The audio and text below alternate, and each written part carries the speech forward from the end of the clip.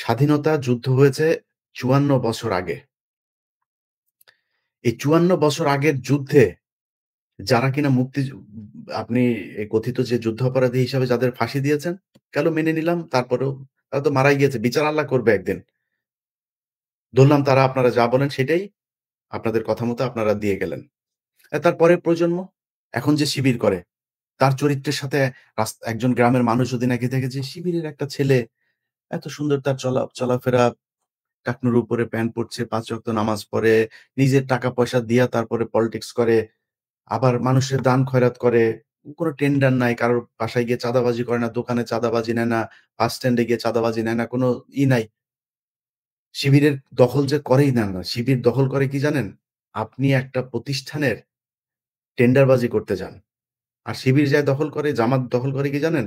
ওই টেন্ডার যে দেয় তারে যেয়ে দখল করে। ওই চেয়ার দখল করে সে। সো মানে আপনি ওই পদে যান, শত, শত ব্যারিস্টার শিবিরের, জামাতের।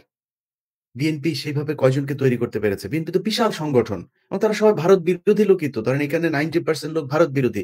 কয় পার্সেন্ট আছে যারা কিনা আওয়ামী লীগের সাথে আঁতাত করে চলে। কিন্তু তারা উপরের জায়গায় আছে। এটা হলো সমস্যাটা। তো আপনি এই শিবিরকে যে এখন যে আপনি বিট করবেন, বিট করতে গেলে তার চাইতে উন্নত আদর্শ নিয়ে আপনাকে আসতে হবে। শিবির যা করে এটাই আল্লাহর আদর্শ, এটাই আল্লাহ এটাই বলে দিয়েছেন। আমি এগুলি যদি কেউ বলে সেটা তার ব্যাপার। কিন্তু আমি যদি ২ জনকে দাঁড় করাই, তাহলে কে বেশি হবে?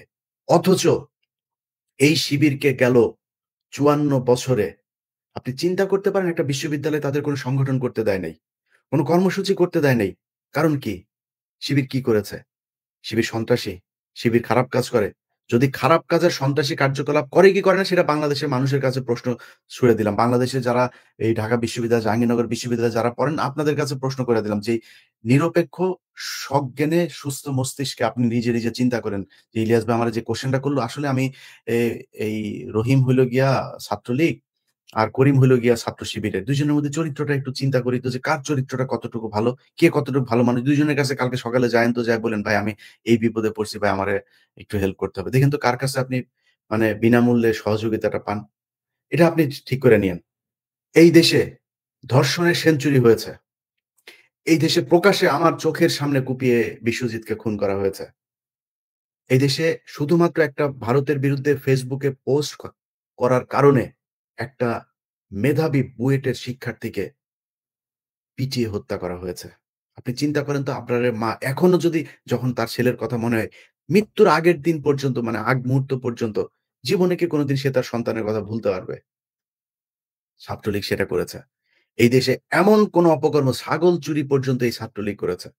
সার্চ দেন, ছাগল চুরি করতে গিয়ে ধরা পড়ল অ ছাত্রলীগ কর্মী। দেখেন নেতা, দেখেন আপনি এখন Google এ সার্চ দেন, এখন নিউজ পাবেন।